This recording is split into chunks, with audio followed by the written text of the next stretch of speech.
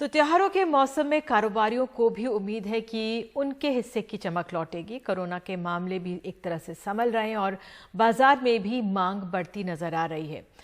तो हमारे सहयोगी हिमांशु शेखर ने गाजियाबाद के बुलंदशहर रोड इंडस्ट्रियल एरिया का जायजा लिया है।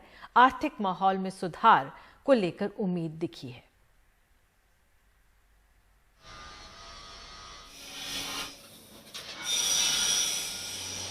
बुलंदशहर रोड इंडस्ट्रियल एरिया में संजीव सचदेव पिछले 3 दशकों से ज्यादा समय से ऑटोमेटिक सिस्टम्स का कारोबार कर रहे हैं। एनडीटीवी ने 29 मई 2020 को जब इनकी फैक्ट्री का दौरा किया था, उस वक्त वो बस 15% से 20% तक ही काम कर पा रहे थे। अब कहते हैं हालात सुधरे हैं और त्योहारों के सीजन में बिजनेस सेंटिमेंट और बेहतर होने की उम्मीद है। अभी हम करीबन 70% के करीबन पहुंच चुके हैं और इससे आगे भी बढ़ सकते हैं अगर हमारे पास कैश की लिक्विडेशन प्रॉब्लम ना हो। 35 से 40 आदमी है जो काम कर रहे हैं और एक ये भी बहुत बड़ा फैक्टर है कि जो पहले कोरोना का फियर था, हद से ज़्यादा हर आदमी डरा हुआ था, कंफ्यूज था, अब वो कंफ्यूजन भी धीरे धीरे ख़त्म हो गया है।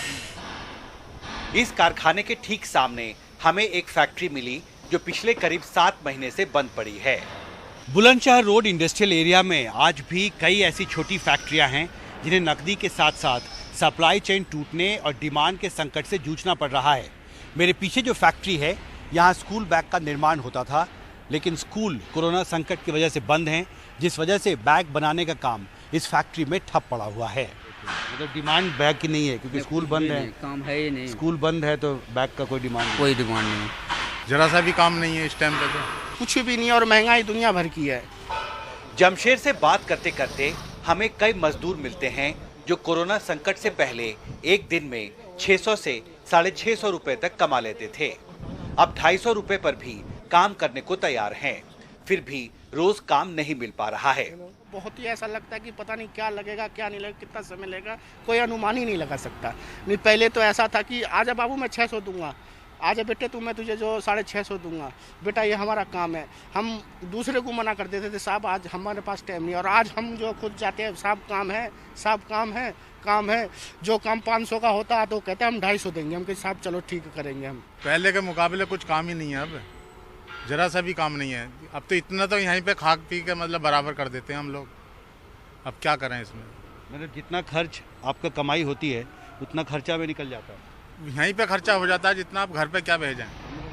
हालात सुधरने में अभी समय लगेगा, तब तक कुछ मार तो इन्हें झेलनी ही पड़ रही है। मई के पहले हफ्ते में जब पहली बार बुलंदशहर रोड इंडस्ट्रियल एरिया में लॉकडाउन को हटाया गया, उसके बाद पिछले 5.5 महीने में इस इलाके की फैक्ट्रियों में कामकाज में सुधार जरूर हुआ है और अब ये उम्मीद है कि त्योहारों के इस सीजन में बाजार में डिमांड और सुधरेगा और यहाँ भी हालात बेहतर होंगे। हालांकि जमीन पर यहाँ की सैकड़ों फैक्ट्रियों को नकदी की समस्या और सप्लाई चेन की डिसरप्शन से जूझना पड़ रहा है। बुलंदशहर रोड इंडस्ट्रियल एरिया से एन रवि के साथ हिमांशु शेखर, एनडीटीवी इंडिया।